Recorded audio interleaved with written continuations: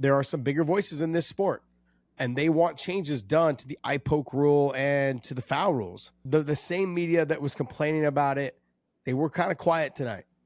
This fight looks a lot different if we take points every single time. Do I think he deserved the title shot? No. Ian Garry, Bilal Muhammad. There is a lot of controversy already around this fight. I noticed that a lot of the media that was talking about, hey, there should be an eye poke every single time someone gets poked in the eye. There should be a point taken. There should be an eye poke every time someone gets poked in the eye. That made no sense, guys. Sorry. There should be a point taken every time there's somebody gets poked in the eye. It makes it very difficult to do that in a 3-round fight. And I know it doesn't mean that it's any less important because someone did get affected by the eye poke. It literally would have changed the outcome of this fight. So when I think the same media that was complaining about it, they were kind of quiet tonight. They were like, hey, like this is the way it kind of goes. Like Ian Garry Machado, like basically dominates the fight. I mean, it ends up being a very, if you end up taking a point, 2 points, not one, every time, because I've heard the top media people, talking about this. And look, I'm not digging on the media. I'm just simply saying that's a reason why, and I've talked to Andy Foster, I've talked to other commissioners about this. There are some bigger voices than my own.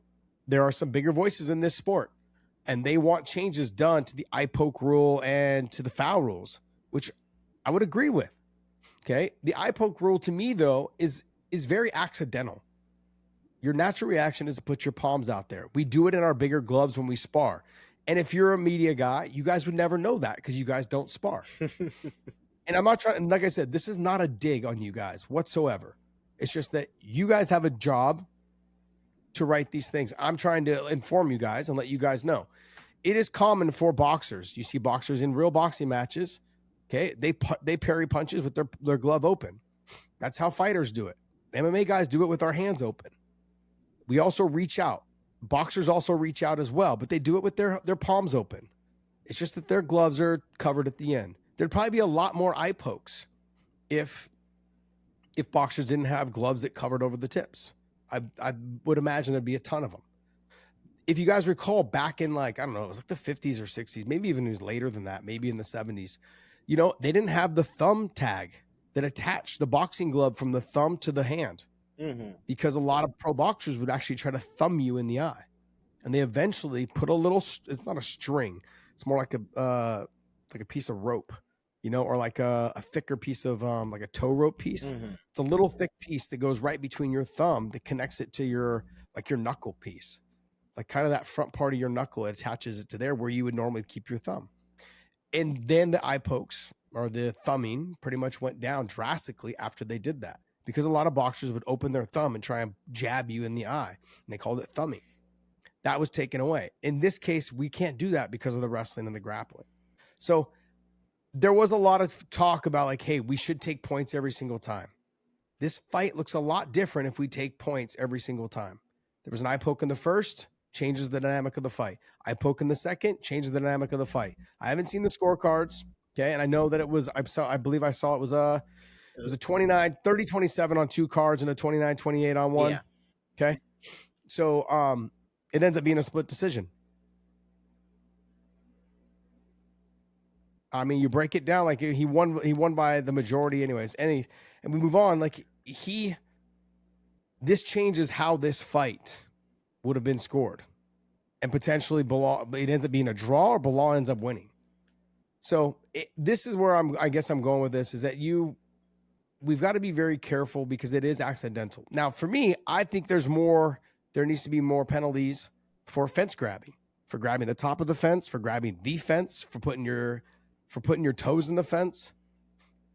I mean, I'm not big on the toe thing. Doesn't bother me as much, because I think it just doesn't. It's just more dangerous for the fighter. They're going to lose a pinky toe in that thing, It doesn't bother me, but the fence grabbing, you can grab it down low and it stops people from lifting you. You can grab it up high. It stops people from taking you down. You can grab it mid fence. You can grab it anywhere. Grabbing it with your toes, you're really just trying to, you can actually use your toes to help catapult you and move you over somebody, or push off the fence a little bit more and get more grip into it. I understand that. I look at the importance of all of these. And it's very difficult. It's very difficult to say how we should do it without affecting the outcomes of the fights.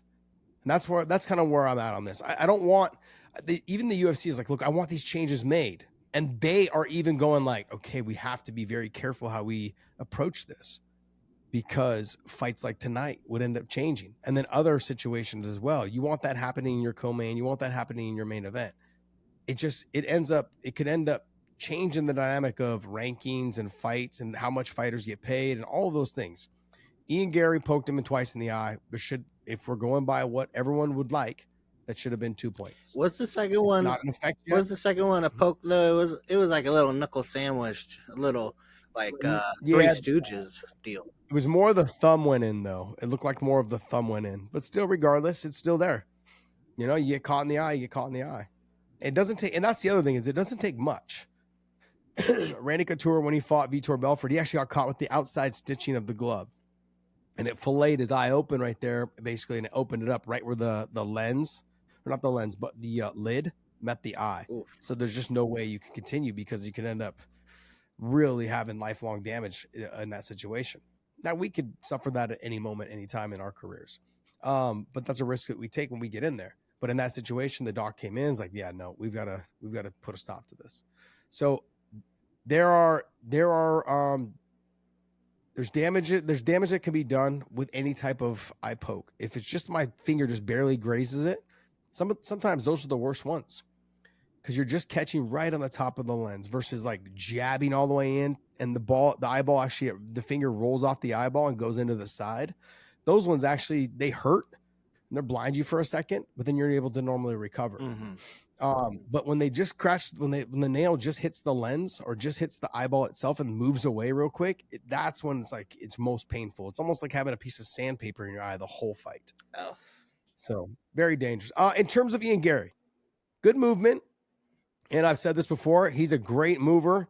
I actually loved what he was doing with that rear oblique kick. Fantastic, man. He snaps it so well. And it's a fantastic technique. John Jones has done it. Holly Holmes done it. Like, you've seen a lot of fighters from Jackson Wink do it. I think Ian Garry probably does it the best I've ever seen. It's absolutely amazing. Khalil Roundtree had a good one. Oh, yeah? Oh, that's right. That's right. He hurt somebody, I think, a while back. Yeah, I can't remember. With it. But then you've got, with Ian Garry, the movement off of it, the ability to strike off of his movement is so difficult. People don't give him enough credit in terms of, like, he moves so well and he strikes off of that movement. There was a couple times where Bilal threw the overhand right and landed, but then they ended up in like a wrestling kind of over-under position, and Bilal released and threw the overhand right. He kind of stepped to the side and turned himself out. Fantastic job by Ian Garry. I thought Bilal looked good in the first 2 rounds. Third round, looked like he either started to slow down or he just couldn't find his mark. He got hit with the big shot in that 3rd round, and everything was kind of a little bit downhill from there.